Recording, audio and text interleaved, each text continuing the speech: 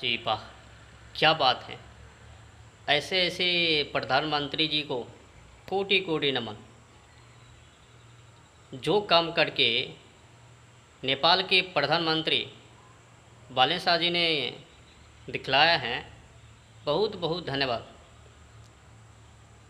ऐसे प्रधानमंत्री समाज को चाहिए जो समाज में क्रांति ला सके, उत्थान कर सके। जिस तरह से बालेन शाह ने करके दिखलाया है, बहुत ही अद्भुत हैं। सत्ता में आते ही सब कुछ सोहा, आगे पीछे 10-20 जो गाड़ियाँ जो सड़कों पर जाम लगा देती थी उनको साइड करवा दिया, गार्ड को भी साइड करवा दिया। कोई ज़रूरत नहीं है, जिनको भी मौत से डर है वही रखे गार्ड को। ज़्यादा पैसा देश का खाने की कोई ज़रूरत नहीं है, बर्बाद करने की कोई ज़रूरत नहीं है। सैल्यूट है भाई ऐसे प्रधानमंत्री जी को। और एक बात कहूँ, जिस बात को वैज्ञानिक प्रखर प्रवक्ता राजीव दीक्षित जी कहा करते थे कि जिस भी प्रधानमंत्री जी को डर है कि हमें वो शूट कर देंगे वो शूट कर देंगे, वो प्रधानमंत्री ना बने। ज़्यादा देश का पैसा ना खाए, देश का पैसा बर्बाद ना करे। वही करके दिखला दिया भाई। वैज्ञानिक प्रखर प्रवक्ता राजीव दीक्षित जी ये भी कहते थे कि समान शिक्षा लागू हो, निःशुल्क शिक्षा हो, सभी के लिए एक कानून हो, वातावरण एक हो, विधि विधान एक हो। जो भी लोग गरीबों से ब्लैक मनी लेन देन करने की कोशिश किया, गरीब को दमन करने की कोशिश किया, शोषण करने की कोशिश किया, वो रिटायर हो। किसी को भी ठगने का कोशिश किया, रिटायर हो या तो फिर वो जेल जाए। सब का सब नियम लागू नेपाल में देखने को मिल रहा है। बालेन शाह सत्ता में आते ही सब कुछ बदल दिया। Z+ सिक्योरिटी गार्ड को हटा दिया, आगे पीछे जो 10-20 गाड़ी लगी रहती थी उनको भी साइड करवा दिया, प्राइवेट स्कूल को बंद करवा दिया, ट्यूशन कोचिंग को बंद करवा दिया। बहुत ही अच्छा किया।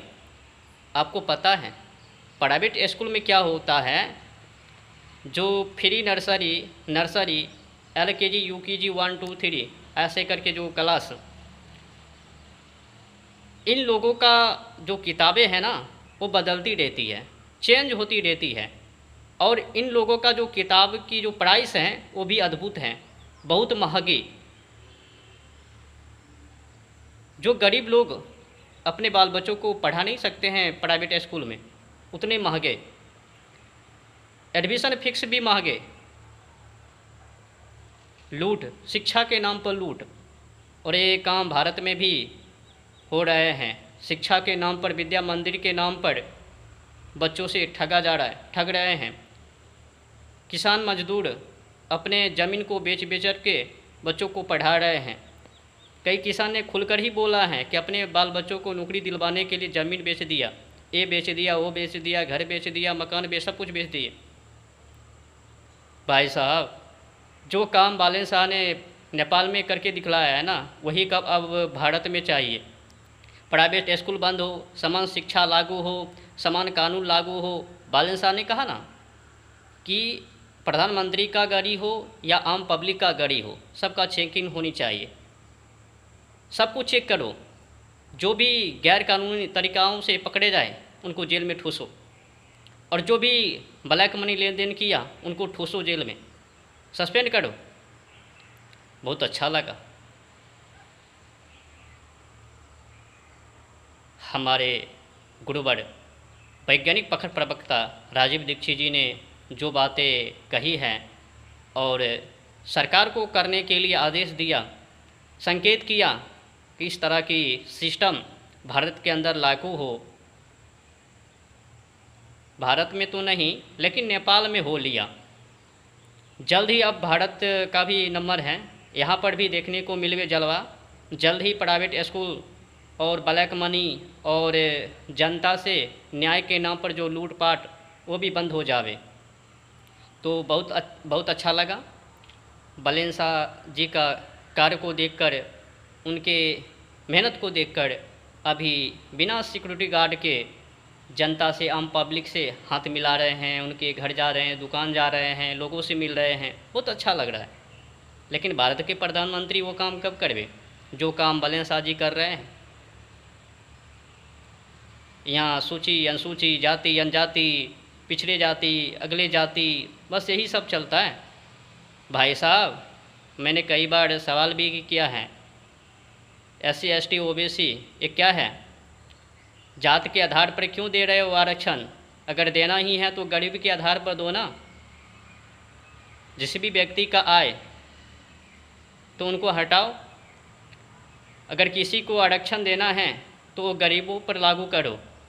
अरे भाई, गरीब तो हर समुदाय के अंदर हैं, SC हो, ST हो, OBC हो, जो भी हो, सब में गरीब हैं। तो आरक्षण गरीबों के आधार पर हो, ये ना कि जात के आधार पर। SC ST का है तो 1100 में एडमिशन, अगर वहीं पर ऊपर वाले हैं OBC सवर्ण तो 1100 के जगह पर 2000 रुपये। हाँ, ये है तो इस व्यक्ति को 40% पर ही नौकरियाँ, लेकिन बड़े स्तर के हैं इनको 90% पर नौकरियाँ, 80% पर नौकरियाँ। ये क्या चल रहा है? तो हम चाहते हैं सभी के लिए शिक्षा निःशुल्क हो, सभी के लिए शिक्षा एक समान हो, कानून एक समान हो, वातावरण एक समान हो, सभी व्यक्ति के ऊपर अधिकार सौंपा जाए और सबका एक ही मूल मकसद हो, राष्ट्रहित, राष्ट्र को आत्मनिर्भर, देश को सोने की चिड़िया। तभी तो समझा जाए ना कि यहाँ पर न्याय व्यवस्था सभी के लिए उचित है, सभी के लिए एक समान है।